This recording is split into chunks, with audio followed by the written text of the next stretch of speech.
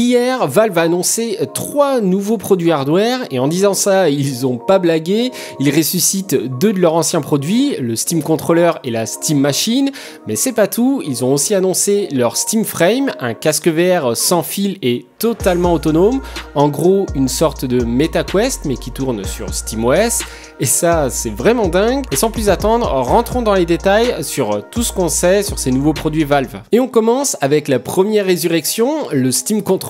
D'ailleurs, ce n'est pas qu'une simple résurrection, mais bel et bien une toute nouvelle version de leur manette qui profite de l'expérience et des retours liés au Steam Deck. La première version du Steam Controller est sortie le 10 novembre 2015. L'objectif était de vous permettre de jouer depuis votre canapé à tous vos jeux Steam, notamment avec le Steam Link ou leur Steam Machine de 2015. À l'époque, Valve essayait déjà de créer petit à petit un véritable écosystème Steam, le but étant de proposer une manette un peu all-in-one qui permettrait d'avoir suffisamment de contrôle pour pouvoir l'utiliser à la place du clavier souris sur tous les jeux. Malheureusement, les ventes n'ont pas été à la hauteur des attentes de Valve et ils ont fini par arrêter la production et la vente du Steam Controller en 2019. Mais voilà, Valve vient d'annoncer parmi leurs 3 nouveaux produits le Steam Controller 2 et la nouvelle version profite du coup d'un design totalement revu avec un D-pad, les classiques boutons A, B, X et Y, un bouton Steam dédié, 2 joysticks magnétiques et 2 trackpads comme on peut retrouver sur le Steam Deck avec un retour haptique. Il y a aussi 4 boutons à l'arrière de la manette qu'on retrouve aussi sur le Steam Deck. De prime abord et d'après les retours de Digital Foundry, la manette est bien designée et agréable à l'usage. Il y a aussi un gyroscope et un capteur capacitif qui permet de customiser le comportement de la manette en fonction de si on tient la manette d'une certaine manière, en désactivant par exemple la fonctionnalité de gyroscope. En termes de connexion, on peut connecter la manette avec un émetteur sans fil propriétaire qui s'attache magnétiquement à l'arrière de la manette. Valve va développer son propre protocole de communication sans fil, mais si vous voulez, vous pouvez l'utiliser aussi en Bluetooth ou via un câble USB-C. Et d'ailleurs, la Steam Machine est vendue avec un Steam Controller. Parfaite transition donc pour parler de la Steam Machine. La Steam Machine, c'est la première tentative de Valve de proposer un PC au format console, annoncé en septembre 2013 pour une sortie commerciale en novembre 2015. L'objectif pour Valve, c'était d'offrir une alternative aux consoles avec une idéologie ouverte en proposant un OS libre, Linux, sur lequel se repose SteamOS, et donc limiter leur dépendance à Windows. Sauf que l'histoire de la Steam Machine de l'époque est loin d'être une success story. La Steam Machine était vendue avec SteamOS, mais assemblée par différents fabricants comme Alienware, Zotac ou encore Gigabyte. Du coup, on se retrouvait avec plein de Steam Machines qui avaient des specs très différentes et des tarifs finalement assez similaires à un PC. Le tout en moins bien car faut prendre en compte que SteamOS à l'époque était beaucoup moins mature qu'aujourd'hui. Du coup, la Steam Machine a été un énorme échec pour Valve et le projet a été totalement abandonné vers 2018. Il faudra attendre 2021 pour que Valve retente l'expérience d'une machine Steam.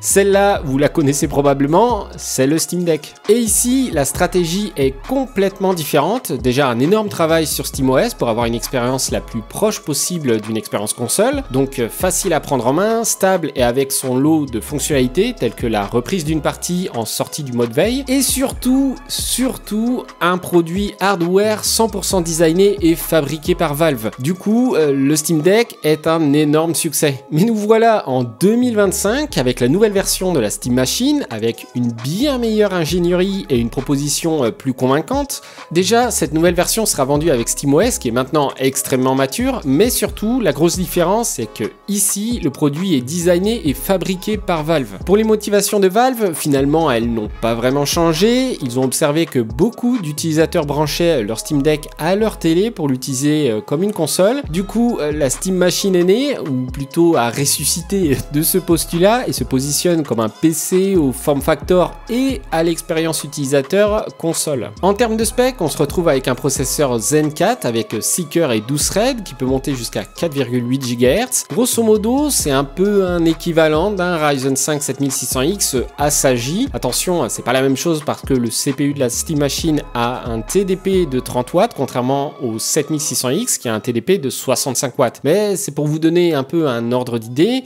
Il faudra attendre les benchmarks pour connaître la puissance réelle du processeur. Il sera épaulé par 16 Go de RAM en DDR5. Pour la partie partie graphique, on aura un GPU AMD RDNA 3 avec 28 computer units et une fréquence allant jusqu'à 2,45 GHz. Il aura 8 Go de VRAM en GDDR6 et aura un TDP de 110 watts. Grosso modo, pour aussi faire une analogie avec un GPU existant, c'est un peu moins puissant sur le papier qu'une AMD RX 7600 ou une Nvidia RTX 4060. Encore une fois, à prendre avec des pincettes, on n'a aucun benchmark pour le moment, donc ça reste théorique. Sinon, pour la partie stockage, il y aura deux versions, une version avec un SSD de 512 Go et une autre version avec un SSD de 2 Teraoctets. Dans les deux cas, c'est des SSD M.2 au format 2230, donc le même format qu'on a sur le Steam Deck, mais visiblement c'est possible aussi de le remplacer par un SSD au format standard qui est le 2280. Il y a aussi un port micro SD pour étendre le stockage. Point intéressant qu'ils ont mentionné, c'est que si vous avez un Steam Deck ou un Steam Frame, vous pouvez hot swap votre carte micro SD pour l'insérer dans votre Steam Machine, votre Steam Deck, et donc profiter des jeux qui sont déjà installés sur votre micro SD. Au niveau du form factor, finalement c'est un cube d'environ 16 cm, donc ça représente un volume de moins de 4 litres. Personnellement, si vous voulez mon avis, je m'inquiète pas spécialement pour le CPU, mais plutôt pour le GPU. J'attends de voir les tests pour avoir un avis définitif, mais le GPU me paraît un peu juste, en tout cas sur le papier. Ça devrait faire l'affaire sans souci pour du 1080p, mais pour de la 4K ça risque d'être compliqué, même avec le FSR. 8 Go de VRAM c'est vraiment peu pour de la 4K. Vous pouvez d'ailleurs aller jeter un œil à ma vidéo sur combien de VRAM il faut vraiment pour jouer en 2025, qui est sortie il y a quelques semaines. Et pourquoi je parle de la 4K? Eh bien parce que Valve a annoncé que la Steam Machine serait 4K 60 FPS compatible avec le FSR. Alors bon, dit comme ça veut tout et rien dire, puisqu'on ne sait pas ce qu'ils entendent par là. Est-ce que tous les jeux tourneront en 4K 60 FPS? Est-ce que seulement quelques jeux tourneront en 4K 60 FPS? Avec quels paramètres graphiques? Bref, c'est évidemment très nébuleux, mais pour moi il est clair que la Steam Machine ne pourra pas faire tourner tous les jeux en 4K 60 FPS avec les paramètres élevés. Je ne parle même pas des paramètres ultra, juste les paramètres élevés. J'ai même des doutes pour les paramètres moyens sur des jeux comme Cyberpunk, mais ici aussi il faudra attendre les benchmarks pour vraiment savoir de quoi sera capable la Steam Machine. L'autre point, c'est les 512 Go de stockage. J'attends de voir le prix qu'on ne connaît pas encore d'ailleurs pour les deux versions de la Steam Machine. Dans tous les cas, 512 Go de stockage me paraît trop peu si on veut vraiment installer plusieurs jeux. Sur mon Steam Deck, je manque déjà souvent d'espace avec les 512 Go. Donc là, pour une machine censée faire tourner des jeux plus demandeurs, ça risque d'être compliqué. Sinon, pour tout le reste, cette nouvelle version de la Steam Machine me paraît être une vraie alternative sérieuse aux consoles pour un PCiste, mais aussi pour un consoleux qui voudrait basculer sur PC pour avoir accès à encore plus de jeux à des tarifs souvent plus abordables, sans le côté trop abrupt de la courbe d'apprentissage Windows et tout ce qui tourne autour. Donc la mise à jour des drivers, les bugs ici et là à gérer, les logiciels à installer et à mettre à jour, etc. Dites-moi en commentaire ce que vous en pensez. En tout cas, dès que la Steam Machine sera dispo, je m'en procurerai une pour tester tout ça. Pour finir, le Steam Frame, c'est leur nouveau casque de réalité virtuelle, mais contrairement au Steam Index, qui est leur casque de VR PC, ici ils ont développé un casque de VR autonome, donc une sorte de MetaQuest à la sauce Valve. Le design du casque est vraiment sympa, avec un casque qui a l'air assez fin et de prime abord confortable, avec la mousse sur le strap à l'arrière de la tête, qui contient d'ailleurs la batterie au passage, histoire de faire contrepoids. Au niveau des specs, le Steam Frame propose deux écrans LCD de 2160 par 2160 avec un taux de rafraîchissement de 72 à 120 Hz et visiblement pouvant monter jusqu'à 144 Hz, mais ça reste expérimental. Comme le casque est autonome, il est équipé d'un processeur Snapdragon 8 Gen 3 sur architecture ARM64, couplé à 16 Go de RAM en LPDDR5X unifié. Pour le stockage, on a une version avec 256 Go et une version avec 1 Teraoctet.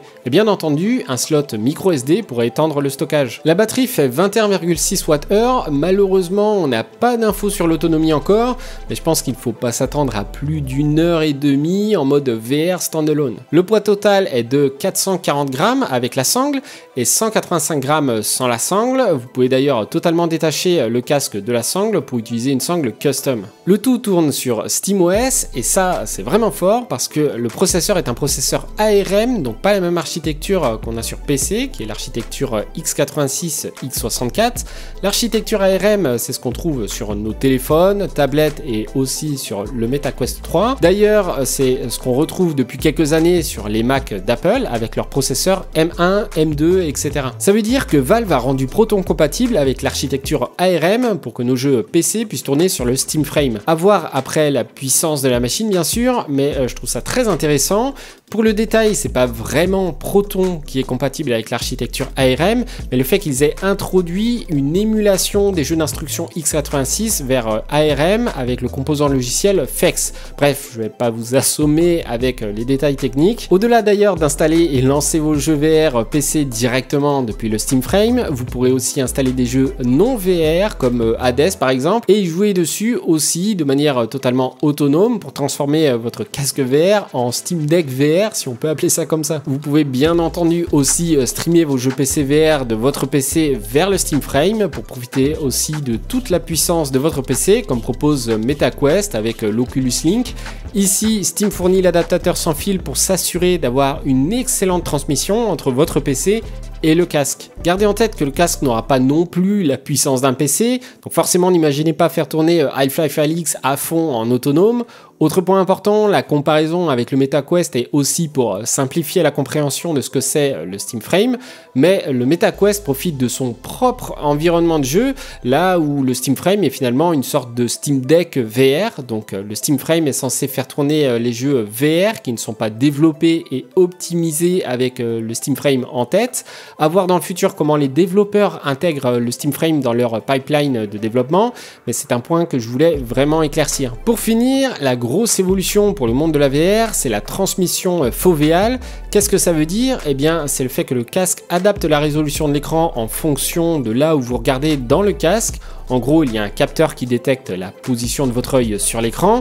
Derrière, le Steam Frame s'assurera d'avoir la meilleure résolution possible là où vous regardez et réduira la résolution là où votre œil n'est pas focus. Et ça permettra d'améliorer grandement les performances en jeu. Alors, il me semble que d'autres constructeurs de casques VR avaient essayé de faire le même système, mais j'ai pas souvenir qu'ils aient réussi à avoir quelque chose qui soit mainstream. Évidemment, comme pour le Steam Deck, vous aurez la mention Steam Frame Verified pour les jeux compatibles avec la Steam Frame pour vous aider à savoir quel jeu est pleinement testé et supporté pour votre device. Et ça vaut aussi d'ailleurs pour la Steam Machine. En tout cas, je suis super impatient de pouvoir mettre les mains sur les différents produits Valve, surtout la Steam Machine, c'est sûr que je vais la tester. J'avais fait une vidéo sur comment transformer son PC en console de salon avec SteamOS, enfin plus précisément Bazzite, et pour le coup, la Steam Machine coche toutes les cases, le support du CEC, le démarrage de la machine avec la manette, etc.